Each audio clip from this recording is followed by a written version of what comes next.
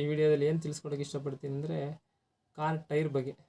So ಎಷ್ಟೊಂದು ಜನ car tyre ಬೇಗ ಸೌದೋಗುತ್ತೆ ಅಥವಾ ರನ್ ಮಾಡೋ ರೀತಿಯಲ್ಲೂ ಸೌದೋಗುತ್ತೆ. ಸೊ ಗಾಡಿ ಮುಂದೆ ಹೋಗ್ತಾ ಹೋಗ್ತಾ ಓಡಿಸ್ತಾ ಜಾಸ್ತಿ ಕಿಲೋಮೀಟ್ರ್ ಹೋದಷ್ಟು ಗಾಡಿ ಟೈರ್ ಸವಿಯುತ್ತೆ. ಇದೆಲ್ಲ ನಿಮಗೆ ಪ್ರಾಬ್ಲಮ್ ಬರುತ್ತೆ. ಸೊ ನೀವು ಎಷ್ಟಕ್ಕೆ ಚೇಂಜ್ ಮಾಡಿಸ್ಬೇಕು ಅನ್ನೋದು ಇರುತ್ತೆ ಅನ್ನೋದಂದರೆ, ಅಲ್ಲಿ ಒಂದು TWI ಅಂತ ನಿಮ್ಮ ಟೈರಲ್ಲಿ ಒಂದು ಇಂಡಿಕೇಷನ್ ಇರುತ್ತೆ. ಬೇಕಾದ್ರೆ ನೀವು ಹೋಗಿ ಟೈರಲ್ಲಿ ನೋಡಿ, TWI ಅಂತ ಒಂದು ಇಂಡಿಕೇಷನ್ ಇರುತ್ತೆ. ಅಂದರೆ ಟೈರ್ ವಿಡ್ ಇಂಡಿಕೇಷನ್ ಅಂತ, ಇಂಡಿಕೇಟರ್ ಅಂತ ಒಂದು ಸಿಂಬಲ್ ಚಿಕ್ಕದಾಗಿ ಬರೆದಿರ್ತಾರೆ. ಅದು ಎವ್ರಿ 30 ಡಿಗ್ರಿಗೆ 60 ಡಿಗ್ರಿಗೆ ಮೆನ್ಷನ್ ಮಾಡಿರ್ತಾರೆ ನಿಮಗೆ ಟೈರಲ್ಲಿ. ಸೊ ನೀವು ಅದನ್ನ ಹೋಗಿ ನೋಡಿ, ಅದರಲ್ಲಿ ನಿಮಗೆ ಆ ವಿಡ್ತು ಇರೋ ಪಾಯಿಂಟ್ಗೆ ಒಂದು ಸ್ಟೆಪ್ ಇರುತ್ತೆ. ಸೊ ಆ ಸ್ಟೆಪ್ಪಿಗೆ ಬಂದಾಗ ನೀವು ಟೈರ್ನ ರೀಪ್ಲೇಸ್ ಮಾಡಬೇಕು. ಸೊ ಎಷ್ಟೊಂದು ಜನ ರೀಪ್ಲೇಸ್ ಮಾಡಲ್ಲ ಟೈರ್ನ, ಸುಮ್ಮನೆ ಹಾಗೆ ಇನ್ನೂ ಓಡುತ್ತೆ ಅಂತ ಹೋಗ್ತಾ ಇರ್ತಾರೆ. ಸೊ ಇದೆಲ್ಲ ಸೇಫ್ಟಿ ಪರ್ಪಸ್ಗೆ ಬರುತ್ತೆ, ಸೇಫ್ಟಿ ರಿಲೇಟೆಡ್ ವಿಷಯ ಇವೆಲ್ಲ. ಸೊ ಟೈರು ನಿಮಗೆ ಮೇಜರು ಇದರಲ್ಲಿ ಗಾಡೀಲಿ. ಸೊ ನೀವೇನಾಗ್ತಾರೆ, ಗಾಡಿನ ಓಡಿಸ್ತಾ ಗಾಡಿ ಟೈರ್ ಸವಿಯುತ್ತೆ ಮತ್ತು ಪಂಚರ್ ಆಗುತ್ತೆ. ನೈಟ್ ಎಲ್ಲೋ ಹೋಗ್ತೀರಾ ಕಾಡಲ್ಲಿ, ಈ ಥರ ಫಾರೆಸ್ಟ್ ಏರಿಯಾಗಳಲ್ಲೆಲ್ಲ ನೀವು ಹೋದಾಗ ಗಾಡಿ ಟೈರ್ ಪಂಚರ್ ಆಯಿತು ಅಂದರೆ ಅಲ್ಲಿ ಸ್ಟೆಪ್ನಿ ಕೂಡ ಹಾಕೋಕೆ ನಿಮ್ಗೆ ಗೊತ್ತಿಲ್ಲ ಅಂದರೆ ಪ್ರಾಬ್ಲಮ್ ಅಂತೂ ದೊಡ್ಡದೇನೆ. ಸೊ ಆ ಟೈರ್ ಬಿಡ್ತು ಇಂಡಿಕೇಷನ್ ಇರುತ್ತಲ್ಲ, ಸೊ ಅದನ್ನ ನೀವು ನೋಡಿಕೊಂಡು ಪ್ಲಸ್ ನೀವು ಗಾಡಿನ ಟೈರ್ನ ಚೇಂಜ್ ಮಾಡಿಸ್ಕೊಳ್ಳೋದು ಒಳ್ಳೆಯದು. 4 ಟೈರ್ ಇದ್ದರೆ 4 ಟೈರು ಅದೇ ಥರ ಒಂದೇ ಸೈಜಲ್ಲಿ ಹೋಗಿತ್ತು 4 ಟೈರು ರಿಪ್ಲೇಸ್ ಮಾಡಿಸಿ, ಅಥವಾ 2 ಹೋಗಿತ್ತು ಅಂದರೆ 2 ಚೇಂಜ್ ಮಾಡಿಸಿ. ಹಿಂದ್ಗಡೆ ಟೈರ್ಸು ಆಲ್ಮೋಸ್ಟು ಕಡಿಮೆ ಹೋಗೋದು. ಸೊ ವೆಯ್ಟ್ ಎಲ್ಲ ಜಾಸ್ತಿ ಮುಂದ್ಗಡೆ ಇರೋದ್ರಿಂದ, ಇಂಜಿನ್ ವೆಯ್ಟು ಬಾಡಿ ವೆಯ್ಟ್ ಎಲ್ಲ ಜಾಸ್ತಿ ಮುಂದೆ ಇರೋದ್ರಿಂದ, ಸೊ ನಿಮಗೆ ಮುಂದೆ ಟೈರ್ ಸವಿಯೋದು ಬೇಗ. ಸೊ ಇದನ್ನೆಲ್ಲ ನೀವು ಇದು ಮಾಡೋಕು. ಪ್ಲಸ್ ನೀವು ಟೈರ್ನ ಅಲೈನ್ಮೆಂಟ್ ಮಾಡಿಸೋದು ತುಂಬ ಒಳ್ಳೆಯದು. ಎವ್ರಿ ಇಯರು ಅಥವಾ ಎವ್ರಿ 6 ಮಂತ್ಗೆ ನೀವು ಅಲೈನ್ಮೆಂಟ್ ಮಾಡಿಸ್ಕೋಬೇಕು. ಅಂದರೆ ಅಲೈನ್ಮೆಂಟ್ ಅಂದರೆ ಟೈರು ಯಾವಾಗ ನಿಮ್ಗೆ ಹಿಂಗೆ ಕ್ರಾಸಾಗಿ ಈ ಥರ ಇರುತ್ತೆ ಟೈರು, ಅಥವಾ ಹಿಂಗಾಗ್ಬಿಟ್ಟಿರುತ್ತೆ ಟೈಮು ಸಸ್ಪೆನ್ಷನ್ ಪ್ರಾಬ್ಲಮ್ ಇರೋದ್ರಿಂದ ಹಿಂಗೂ ಆಗುತ್ತೆ.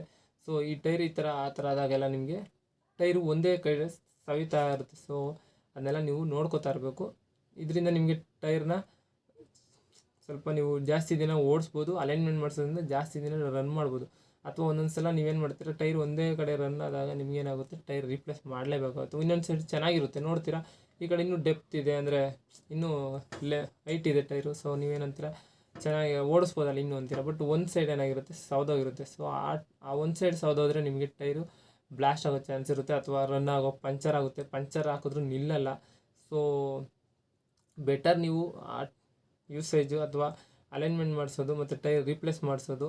ಸೊ ಇದೆಲ್ಲ ನೀವು ನೋಡ್ಕೋಬೇಕಾಗುತ್ತೆ. ಟೈರ್ಗೆ ಏರ್ ಹಿಡಿಬೇಕು. ಏರು ಅವಾಗವಾಗ ಚೆಕ್ ಮಾಡ್ಕೋತಾರಿ. ಎಲ್ಲ 4 ಟೈರು ನೀವು ಯಾವಾಗಲೇ ಗಾಡಿ ಮೂವ್ ಮಾಡಿದಾಗಲೂ ಟೈರ್ಗೆ ಏರ್ ಹಿಡ್ಕೊಂಡು, ಅಥವಾ ನಿಮ್ಮ ಹತ್ರ ಏರ್ ಮಿಷಿನ್ ಗನ್ ಇತ್ತು ಅಂದರೆ ಇಟ್ಕೊಳ್ಳಿ. ಇಲ್ಲಾಂದರೆ ಹತ್ರದಲ್ಲಿ ಪೆಟ್ರೋಲ್ ಬಂಕು ಅಥವಾ ಹೇರ್ ಶಾಪ್ ಹತ್ರ ಎಲ್ಲರೂ ಇರುತ್ತೆ, ಶಾಪಲ್ಲಿ ಏರ್ ಹಿಡಿಸ್ಕೊಂಡು 4 ಟೈರು ಈಕ್ವಲಾಗಿ ಟೈರಲ್ಲಿ ಏರ್ ಹಿಡಿಸ್ಕೊಂಡು, ಅಥವಾ ನೀವು ಲಾಂಗ್ ಹೋಗ್ತಾಯಿದ್ದೀರಾ, ತೂಕ ಜಾಸ್ತಿ, ಗಾಡೀಲಿ ಜಾಸ್ತಿ ಜನ ಕೂತ್ಕೊಳ್ತಾರೆ ಅಂದರೆ ಆವಾಗ ಚೆಕ್ ಮಾಡಿಸಿ ಏರ್ನ ನೀವು ಸ್ವಲ್ಪ ಜಾಸ್ತಿನೇ ತುಂಬಿಸ್ಕೊಂಡು ಲಾಂಗ್ ರೈಡ್ ಹೋಗೋದು ಒಳ್ಳೆಯದು. ಅಥವಾ ಹತ್ತತ್ರ ಹೋದರೆ ಏನು ಪ್ರಾಬ್ಲಮ್ ಆಗೋಲ್ಲ ಏರ್ ಇಲ್ಲ ಅಂದ್ರೂ. ಬಟ್ ಬೆಟರ್ ಟೈರ್ ನಿಮಗೆ ಜಾಸ್ತಿ ದಿನ ರನ್ ಆಗಬೇಕು ಅನ್ನೋದ್ರಿಂದ ಟೈರು ಏರ್ ಹಿಡಿಯೋದು ಬೆಟರು. ಮತ್ತು ಅಲೈನ್ಮೆಂಟ್ ಮಾಡಿಸೋದು ಒಳ್ಳೆಯದು.